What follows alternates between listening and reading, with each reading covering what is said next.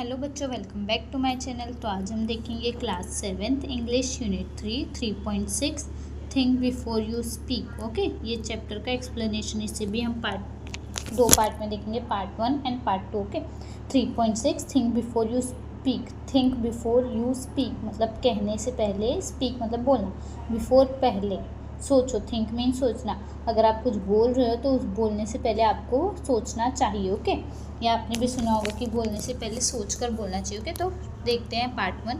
Man was meant to listen more and talk less, that is why as the great British statesman Benjamin Disraeli said, nature has endowed man with 2 ears and 1 mouth। Okay, man was meant to listen more and talk less. इसका क्या मतलब है? Man को बनाया गया है ज़्यादा सुनने के लिए और टॉक लेस बोलने के लिए कम।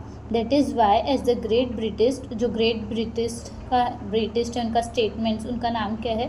Statesman Benjamin Disraeli. उन्होंने क्या बोला? जो ग्रेट ब्रिटिश है, नेचर ने हमें इंडोर्ड मतलब गिफ्टेड है, नेचर ने हमें गिफ्ट किया है 2 ears से और एक ही माउथ दिया है ताकि हम सुन ज़्यादा सके और बोले कम। Okay, 1 mouth। If man was meant to talk more and listen less, he would have 2 mouths and only 1 ear। अगर इंसान को ज़्यादा बोलना है तो उसे 2 माउथ होता था और 1 ईयर होता था ना। अगर उसे ज़्यादा बोलना है और कम सुनना है तो उसके पास 2 माउथ होता था और 1 ईयर होता था।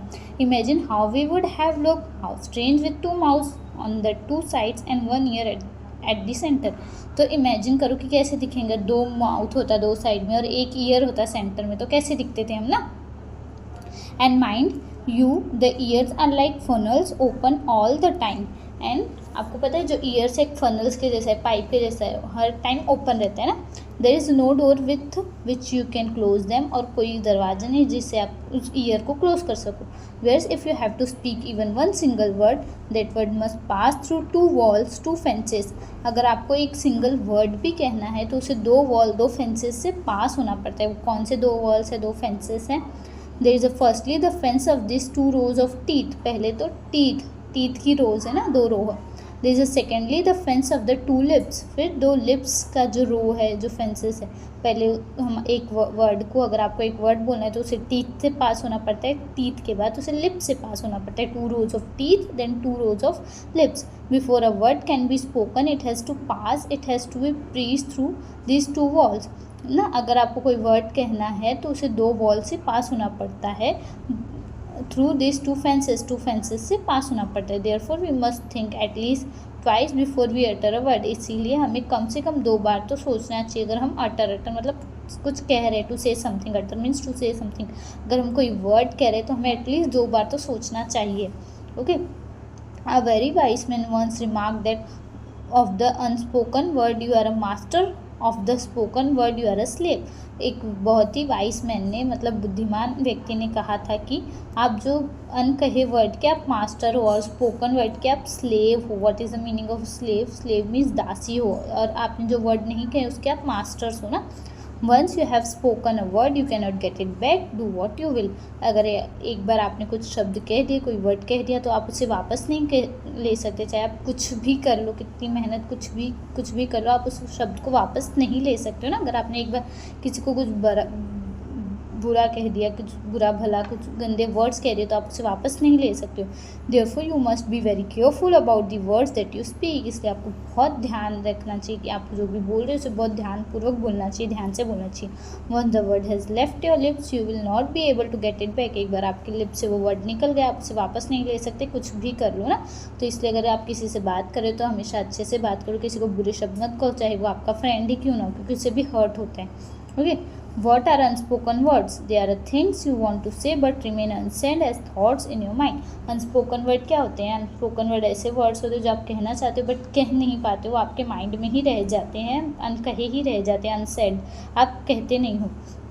once you have put the thoughts into words, once the word have left your lips you cannot change them or control them। एक बार आपके लिप से वो शब्द निकल गए तो आप उसे चेंज या कंट्रोल नहीं कर सकते हो। जो शब्द निकल गए, अगर कोई ख़राब शब्द निकल गए तो आप उसे चेंज नहीं कर सकते। अगर कोई अच्छा शब्द निकल गया तो भी आप उसे चेंज नहीं कर सकते। जो कहा है वही रहेगा वो शब्द। Okay, A young man went to his spiritual teacher and said, I have spoken very harsh and unkind words to my friend. एक यंग मैन है, वो अपने स्पिरिचुअल टीचर के पास जाता है। स्पिरिचुअल टीचर मतलब स्पिरिचुअल टीचर मतलब सही गलत बताना ना, spiritual teacher that is the one who controls over the soul of one's body. Okay, सही गलत बताना, सही गलत का रास्ता दिखाना। तो एक यंग मैन अपने स्पिरिचुअल टीचर के पास जाता है और उन्हें बोलता है कि मैंने अपने फ्रेंड को बहुत ही बुरे भले शब्द कहे हैं और उसे बहुत हर्ट हुआ है। I am afraid I have lost my friendship with him, और मुझे डर लग रहा है कि मैं उससे अपनी फ्रेंडशिप खो दूंगा। How can I make amines, मैं उससे मतलब उसे कैसे अमेंड्स कर सकूँ, अमेंड्स मतलब उसे कैसे मैं ठीक करूँ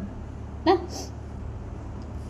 सो the wise teacher gave him a fresh sheet of black paper, तो वाइस टीचर ने उसे एक fresh sheet of blank paper दिया था और पेन दिया था। He said to the young man, और उन्होंने उस टीचर ने यंग मैन को कहा write down on this paper all the harsh thing you said to him, वो सब वर्ड्स लिखो जो तुमने अपने फ्रेंड को बोले, harsh word. The young man did as he was told and show the paper to the teacher, young man ने वैसा किया जैसे टीचर ने बोला था और टीचर को पेपर दिखाया।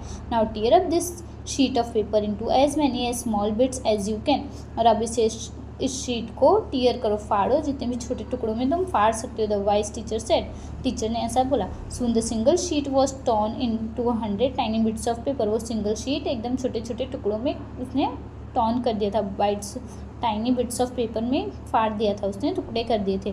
Throw the bits out of this window, the teacher told him, और टीचर ने बोला कि इसे इस टुकड़े को विंडो के बाहर थ्रो करो।